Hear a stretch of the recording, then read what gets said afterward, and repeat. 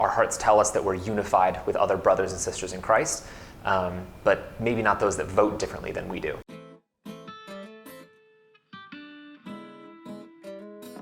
Welcome to Awaken Spark Notes. My name is Stephen Freeman. I'm one of the deacons at Awaken Church. This past Sunday, I got to teach through our core values on the value of love and unity during our Core Rhythms series. One thing that's really important to remember about love and unity is that they're ideas that most Christians generally agree on. We have it right up in our head where we understand that God's called us to love others as He's loved us. And we understand that God's called us to unity with other people and to seek the world to have that unity with God as well. The problem comes in not as much that we don't understand the right thing, but that we have a hard time with that knowledge getting from our head down into our hands and our feet and our sweat and our blood. And so I want to approach this topic kind of as a diagnostician, saying, hey, we understand that it's right here. Let's trace it through and make sure that there's no breaks in that line. One thing that is really important to understand is that love is the baseline that everything else starts with. So we can't even talk about unity until we talk about love, because love has to come first, because that's what God started with. He started with God so loved the world that He gave His only begotten Son to repair that unity. When I look at my own heart, I know that it is stupid. I know that my heart is stupid and it lies to me. And that's the biggest problem with understanding how the knowledge is getting from our head down to our hands, is that my heart tells me, oh, you do love people. But when it really thinks about it, I love people who love me back a lot of the times. And it tells me, oh, you do love your enemies. But then when I think about the people that I would consider opposed to, or who are frustrating or annoying to me, my heart can't quite remember the last time that I prayed for them. Or our hearts tell us that we're unified with other brothers and sisters in Christ, but maybe not those that vote differently than we do. And so that's what we want to do today, is kind of just pick through the diagnostics of how that truth makes its way into the rest of our lives. I'll tell you, for me, whenever my heart is operating well in love, usually there's about 5 things that I'll see through that process. The first one is that I'm praying for people. I can't claim to love people that I'm not praying for. So that's the first check in myself, is, am I actually praying for this person or not? The second one is that I've forgiven people. Like, we need to be able to forgive as freely as God's forgiven us, and it needs to be as naturally as breathing in and breathing out. The third one is that my compassion is activated toward them. I actually care about what's going on in their lives. I actually have an emotional investment in what's going on. Fourth one is that I'm not speaking poorly about them behind their back. I know it's really easy to do, but I'm not slandering people behind their back. They're not a punchline.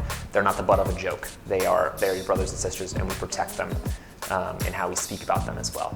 The last one is that I am able to help them get closer to Christ, and I'm able to let them help me get closer to Christ. God is very capable of using any situation for sanctification and to draw you closer to Him. And so when we're loving people, Jesus is in that mix. And when we're being loved by people, Jesus is in that mix. Unity is a really interesting topic, because a lot of times we start in reverse. The way it's supposed to go is we have love, then that little bits of love create more understanding about people, and that understanding then leads to unity. Where we get in trouble is that we try to start with unity, which means we only are unified with people that we actually understand, which is where tribalism comes from, and pairing off with people who see the world exactly the same as you, and then love becomes dependent on people that you already understand. In reality, it's the reverse. First we love. That love leads us to greater understanding, and that greater understanding leads to more unity. And I'll tell you, anytime that I hear brothers and sisters in Christ, or just people in general arguing or disagreeing, very often I'll hear the phrase, I just can't understand how, or I just can't understand why someone would believe that, or I just can't even understand why. And anytime you say that phrase, anytime you hear that phrase, that needs to be a timeout moment, for 2 reasons. One is, you are capable of understanding things that you disagree with. You are capable of it. You're smart, I'm smart. We have the capacity to understand things that we disagree with. And so the idea of I can't understand is not true. You can. And we're actually called to. The second thing is that you actually are required to understand someone that you disagree with before you're allowed to disagree with them. It's rational to say, I understand what you're saying and I stand opposed to it. It is not rational to say, I don't understand what you're saying and I stand opposed to it. That's just not something that we're allowed to do. So beginning with love, that leads to more understanding, and the understanding leads to more unity. One thing that I'll leave off with is there's a verse in Ephesians 6 that says that our fight is not against flesh and blood, but it's against spiritual forces, principalities, and rulers in the spiritual realms. And what that means for me is that I've never met an enemy in my entire life. If they breathe air, they are not your enemy. They just aren't.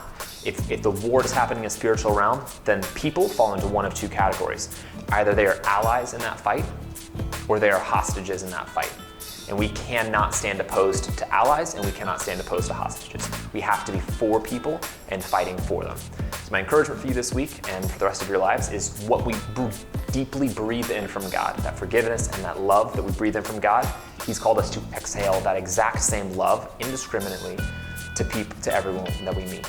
So as you're meditating and thinking and praying through this idea and the challenges of love and unity, I'll ask you to just think as a diagnostician. Say, I understand it here. Is it tracing through? Am I praying for people? Have I forgiven people? Am I slandering people? Am I helping people get closer to Jesus? Is my compassion activated? So those are the things that I encourage you. What you breathe in from God, you exhale to others. Thanks. Have a great week.